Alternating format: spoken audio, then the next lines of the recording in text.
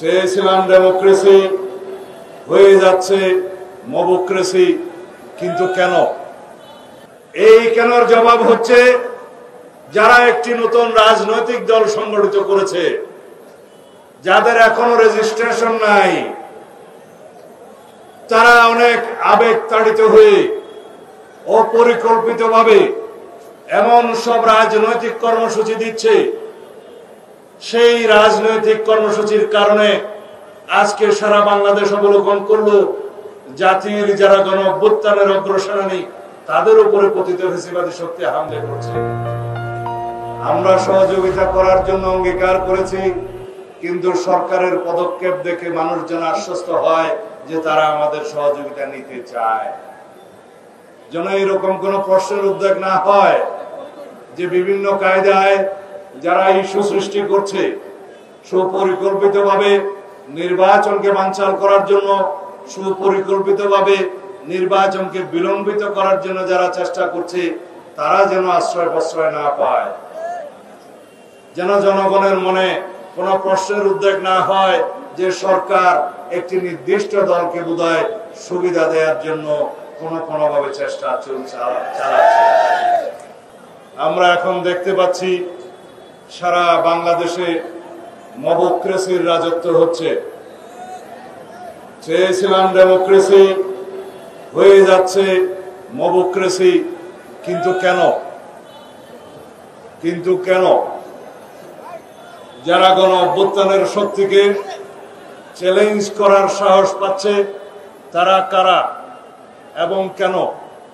এই দুই কেনের জবাব হচ্ছে সরকারের নির্লিপ্ততা এবং আইন শৃঙ্খলা পরিস্থিতি নিয়ন্ত্রণে তাদের ব্যর্থতা। আমরা আশা করি নাই এই জাতি কখনো এই দৃশ্য অবলোকন করবে যে গণ অভ্যুত্থানের অমিত সাহসী সন্তানদের উপরে ফ্যাসিবাদী পতিত শক্তি হামলা করার সুযোগ পাবে, সাহস করবে। কিন্তু কেন? এই কেনর জবাব হচ্ছে যারা একটি নতুন রাজনৈতিক দল সংগঠিত করেছে, যাদের এখনো রেজিস্ট্রেশন নাই, তারা অনেক আবেগ তাড়িত হয়ে অপরিকল্পিতভাবে এমন সব রাজনৈতিক কর্মসূচি দিচ্ছে, সেই রাজনৈতিক কর্মসূচির কারণে আজকে সারা বাংলাদেশ অবলোকন করলো জাতির যারা গণ অভ্যুত্থানের অগ্রসেনানী, তাদের উপরে পতিত ফ্যাসিবাদী শক্তি হামলে করছে। সুতরাং বাবারা, রাজনীতির ময়দানে আরো অভিজ্ঞতা সঞ্চয় করার জন্য আমরা পরামর্শ সবসময় দিচ্ছিলাম, আজকেও দিচ্ছি, নসিহত করছি। আমরা তোমাদের উজ্জ্বল ভবিষ্যৎ কামনা করি।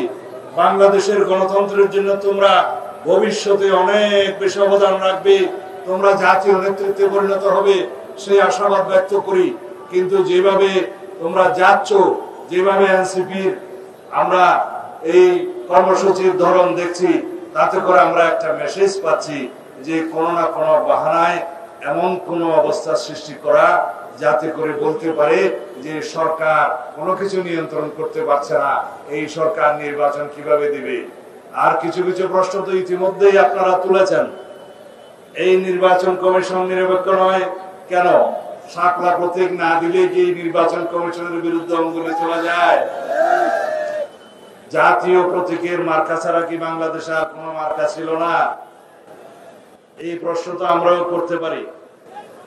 যারা বলছে ধানের শীষও তো সেই জাতীয় প্রতীকে আছে, কিন্তু ধানের শীষের মার্কাটা যেভাবে আছে সেটা নির্বাচন কমিশনের তফসিলে আছে।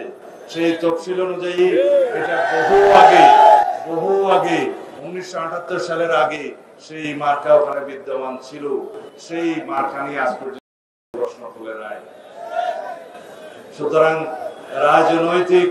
রাজনৈতিক বক্তব্য প্রদানকালে রাজনৈতিক ইতিহাসটা আগে চর্চা করে বক্তব্য দেওয়া উচিত।